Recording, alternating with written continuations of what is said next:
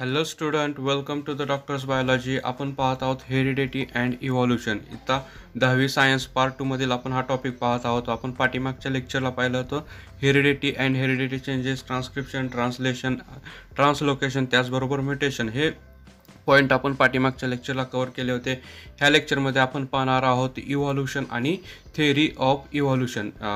ह्या पॉईंटला आपण ह्या लेक्चरमध्ये कव्हर करणार आहोत. बघा, जे विद्यार्थी चॅनलवरती नवीन आहेत त्यांनी हा व्हिडिओ डिस्क्रिप्शनमध्ये लिंक दिली आहे, तिथे जाऊन तुम्ही पाठीमागचा पार्ट पाहावा व चॅनलला सबस्क्राईब करा. आपण ह्या लेक्चरमध्ये बघणार आहोत ते इव्हॉल्युशन आणि थेअरी ऑफ इव्हॉल्युशन. बघू चला काय आहे इव्हॉल्युशन म्हणजे. बघा, इव्हॉल्युशन म्हणजे काय होतं तर आपण इंट्रोडक्शनमध्ये पाहिलं होतं की evolution is the gradual changes occurs in the living organism over the long duration.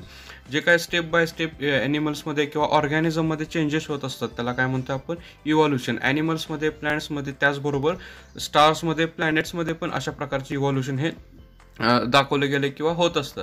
For example बघा, आता इव्हॉल्युशन कसं आहे तर व्हेरी स्लो डेव्हलपमेंट आहे ऑर्गॅनिझममध्ये होणारी.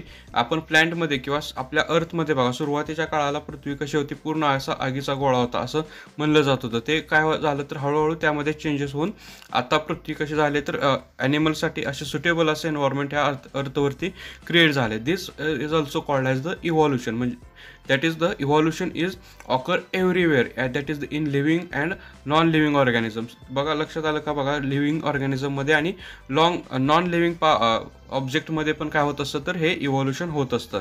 आपण इथं अर्थचं एक्झाम्पल बघितलं तर ॲनिमलमधलं आपल्याला तर एक्झाम्पल चांगलं माहीतच आहे की माकडापासून कसं ह्युमन बिईंग्स तयार झाले, हे काय आहे तर ॲनिमल्समध्ये असणारं एक्झाम्पल आहे. त्याचबरोबर इव्हॉल्युशनमुळे काय होते, formation of new species by the natural selection is also called as the evolution. म्हणजे नवीन स्पेसिस तयार होत असतात इव्हॉल्युशनमुळे. म्हणजे ॲनिमलमध्ये जेव्हा डेव्हलपमेंट होत असते, ग्रोथ होत असते, त्यावेळेस काय होणार आहे तर नवीन स्पेसिस, नवीन प्रजाती तयार होत असतात. त्याला पण काय म्हणू शकतो आपण इव्हॉल्युशन. ओके, लक्षात आलं का? इव्हॉल्युशन म्हणजे लाखो वर्षामध्ये किंवा millions of years the development shows, म्हणजे डेव्हलपमेंट होण्यासाठी भरपूर अशी वर्ष लागत असतात. त्या प्रोसेसला म्हणतो आपण इव्हॉल्युशन. आता बघा, आपल्याला माहित आहे की billions of years ago the life non exist on the earth. Simple type of the organic and inorganic components are present. म्हणजे सुरुवातीला पृथ्वी जेव्हा तयार होत होती त्यावेळेस काय होतं तर पृथ्वीवरती एकही सजीव अस्तित्वात नव्हता. त्यामध्ये फक्त आणि काय होते, काही ऑर्गॅनिक आणि इनऑर्गॅनिक असे कंपोनंट होते. त्या ऑर्गॅनिक आणि इनऑर्गॅनिक कंपोनंटचं काय झालं तर मिक्सचर तयार होऊ लागलं आणि त्यापासून काय झाले तर पहिल्यांदा एक लिव्हिंग ऑर्गॅनिझम तयार झाला. त्याला म्हणलं गेलं प्रोटोप्लाझम. प्रोटोप्लाझम म्हणजे काय होते तर जे काही फर्स्ट लिव्हिंग ऑर्गॅनिझम म्हणत होतो आपण त्यांना, ते ऑटोट्रॉपिकही नव्हते आणि हेटरोट्रॉपिकही नव्हते. अशा प्रकारचे लिव्हिंग ऑर्गॅनिझम तयार झाले. कशामुळं तयार झाले तर ते ऑर्गॅनिक आणि इनऑर्गॅनिक कंपोनंटच्या मिक्सचरपासून. ओके, लक्षात आलं. त्यापासून काय झालं तर त्यांच्यामध्ये कॉम्प्लेक्सिटी तयार झाली. म्हणजे नंबर ऑफ सेल्स त्यांच्यामध्ये मिक्स होत गेल्या, त्याचबरोबर सराउंडिंगचे केमिकल्स त्यामध्ये मिक्स होत गेले आणि त्यांच्यापासून काय झाले तर हळूहळू मल्टीसेल्युलर ऑर्गॅनिझम तयार झाले. बघा, पहिल्यांदा जे काय प्रोटोप्लाझम तयार झाले होते त्यापासून काही ग्रुप हेट्रोट्रॉपिक तयार झाले आणि काही ॲटोट्रॉपिकमध्ये ते ग्रोथ होत गेले. आणि त्याचबरोबर some shows the good growth and some perished which could not adjust with the surrounding. म्हणजे काही ऑर्गॅनिझम काय झाले त्यातले काहीमध्ये चांगल्या पद्धतीने ग्रोथ झाली, त्यांच्यामध्ये चांगली ग्रोथ होऊन त्यांच्यामध्ये इव्हॉल्युशनला सुरुवात झाली. त्याचबरोबर ते काय झाले तर गुड ग्रोथ त्यांनी शो केली. आणि काय झाले ते मरून गेले, म्हणजे परिश्र झाले. म्हणजे काय झाले तर त्यांची ग्रोथ तिथे स्टॉप झाली due to the changing the surrounding environment. Okay, लक्षात आलं. हे काय तर इव्हॉल्युशनच्या काही स्टेप्स आहेत. त्यामध्ये बघा, लक्षात येते का, जे काही ऑर्गॅनिझम सुटेबल आहेत for surrounding environment, these are growth shows the good growth and some are other perished out. म्हणजे काही ते मरून गेले. अशा पद्धतीनं काय होत गेले तर इव्हॉल्युशन हे होत गेले किंवा त्यामध्ये चेंजेस हे होत गेले. बघा, अजून त्यामध्ये आपल्याला इव्हॉल्युशनला काय सांगता येते तर आपल्याला आता माहिती आहे की आपल्या पृथ्वीवरती at a present crores of species of plants and animals and huge diversity regarding to the shape complexity are present on the earth. म्हणजे आपल्या पृथ्वीवरती आपण बघितलं की बायोडायव्हर्सिटी एक आहे, भरपूर अशी बायोडायव्हर्सिटी. म्हणजे वेगवेगळे सजीव, त्यामध्ये प्लॅन्ट, ॲनिमल्स, आपल्याला भरपूर असे प्लॅन्ट दिसत असतात. आणि ते कसे तर पूर्ण कॉम्प्लेक्स आहेत, म्हणजे मल्टीसेल्युलर आहेत. त्यापासून लार्ज असे ॲनिमल्स आहेत. फॉर एक्झाम्पल बघा, ॲनिमलमध्ये in animal diversity the unicellular amoeba and paramecium to the man and huge किंवा जायंट व्हेल म्हणजे बघा ॲनिमल्समध्ये कशी मोठी डायव्हर्सिटी आहे की आपल्याकडे युनिसेल्युलर म्हणजे एक पेशी अमिबा आहे, त्याचबरोबर ह्युमन्स बिईंग्स आहेत आणि त्याचबरोबर पृथ्वीवरील सर्वात मोठे ॲनिमल्स म्हणजे त्याला म्हणतो आपण जायंट व्हेल अशासारखे काय झाले तर कॉम्प्लेक्स असे ॲनिमल तयार झाले. आणि हे सर्व प्राणी किंवा जे ॲनिमल्स आहेत काय तर सिंगल सेल ऑर्गॅनिझम प्रोटोप्लाझमपासून ते इव्हॉल्व झालेत किंवा डेव्हलप झाले. म्हणजे आपल्या ॲनिमल किंगडममध्ये आणि प्लांट किंगडममध्ये प्रत्येक ऑर्गॅनिझम हा काय तर प्रोटोप्लाझमपासून किंवा त्या फर्स्ट ॲन्सेस्टरपासून डेव्हलप झाला हे आपल्याला इथं सांगायचं आहे. बघा त्याचबरोबर प्लांटमध्ये बघा प्लांट डायव्हर्सिटी पण भरपूर आहे आपल्यामध्ये. त्यामध्ये कोरोला हा एक युनिसेल्युलर प्लांटचा स्पेसिस आहे किंवा प्रजात आहे.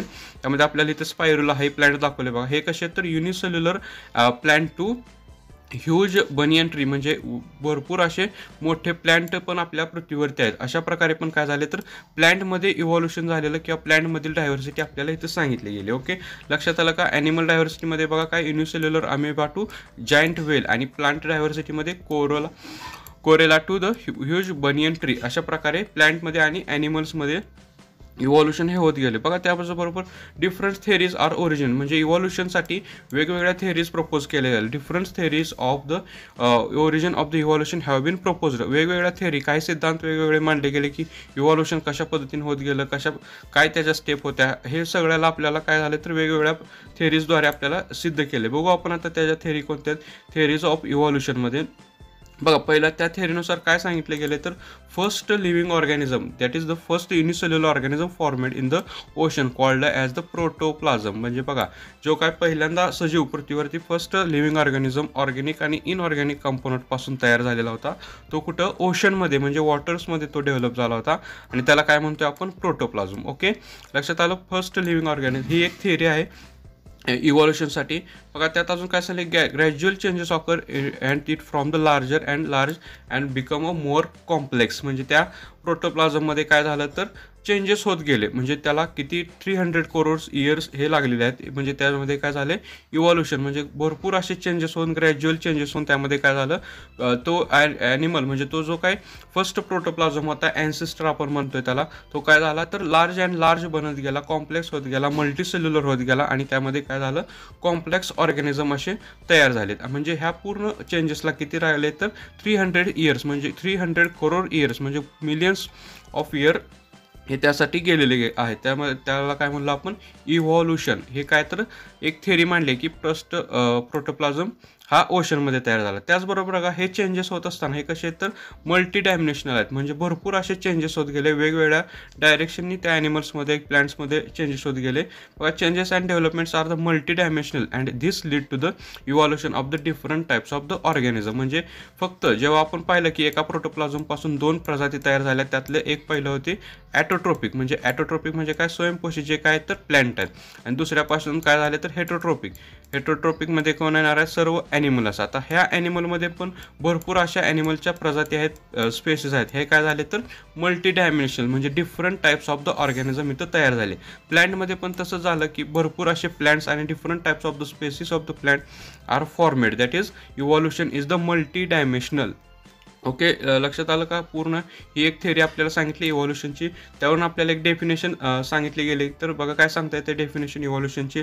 Progressive development of plants and animals from the ancestor having the different structure and functional organisation is called as the evolution. Okay, लक्षात आलं? ही आहे ती इव्हॉल्युशनची डेफिनेशन. बघा आपल्याला इव्हॉल्युशन रिकॅप करता येतं. तर इव्हॉल्युशनमध्ये काय झालं तर पहिल्यांदा जो काय ऑर्गॅनिझम होता तो प्रोटोप्लाझम म्हणलं गेलं होतं. तो ओशनमध्ये म्हणजेच पाण्यामध्ये तयार झाला आणि हा कसा तयार झाला आहे तर mixture of the organic and inorganic component and this organism are shows the gradually changes and this changes lead to the become a more and more complex organism.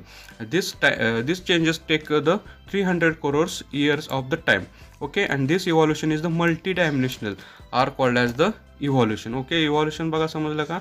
ह्यामध्ये आपण काय काय पाहिलं तर कशा पद्धतीने ॲनिमल्सची ग्रोथ झाली किंवा ॲन्सेस्टरपासून वेगवेगळे प्राणी ॲनिमल्स किंवा प्लॅन्ट्स हे तयार झाले. बघा आता आपल्याला एक पॉईंट लक्षात आला की इथं प्रत्येक जे काय ॲनिमल्स आहेत किंवा प्लॅन्ट्स आहेत ते काय तर एकाच ऑर्गॅनिझमपासून तयार झाले. त्याला म्हणतोय आपण प्रोटोप्लाझम. ह्या प्रोटोप्लाझमपासूनच काय झाले तर ॲनिमल्सही तयार झालेत आणि प्लॅन्टही तयार झालेत. म्हणजे जे काय पाहिलं आपण की ॲटोट्रॉपिक आणि हेट्रोट्रॉपिक. ॲटोट्रॉपिकमध्ये काय आले तर प्रत्येक सगळे ॲनिमल्स ॲटोट्रॉपिकमध्ये सगळे प्लॅन्ट आलेत आणि हेट्रोट्रॉपिकमध्ये ॲनिमल्स आलेत. म्हणजे सगळे ॲन्सेस्टर आहेत ते कसे एकाच पासून तयार झालेत. मग आता ह्याला प्रूफ काय हे आपल्याला बघायचं आहे नेक्स्ट लेक्चरमध्ये. म्हणजे इव्हिडन्स ऑफ इव्हॉल्युशनमध्ये आपण बघणार आहोत की ॲनिमल्स आणि प्लॅन्ट्स हे सगळे एकमेकांच्या रिलेटेड आहेत. म्हणजे प्रत्येक ॲनिमल हे काय तर एकमेकांसारखेच असतात. कशा पद्धतीने ते सारखे असतात ते आपण इव्हिडन्स ऑफ इव्हॉल्युशनमध्ये बघूया. नेक्स्ट लेक्चरला आपण तो पॉईंट कव्हर करू. त्यामध्ये आपल्याला बघायचं आहे इव्हिडन्स ऑफ इव्हॉल्युशन म्हणजे उत्क्रांतीचे पुरावे. त्यामध्ये काय काय बघायचं आपल्याला morphological evidence, anatomical evidence, vestigial organs, palaeontological evidence आणि कनेक्टिंग लिंक्स. त्याचबरोबर एम्ब्रॉलॉजिकल इव्हिडन्स. हे इव्हिडन्स काय आपल्याला दाखवते तर evolution is the gradual changes or all organisms are formed from the single ancestor. Okay, ठीक आहे. मग व्हिडिओ आवडल्यास नक्की शेअर करा, चॅनल सबस्क्राईब करा. त्याचबरोबर कमेंटमध्ये काय डाऊट असेल तर ते तुम्ही विचारा.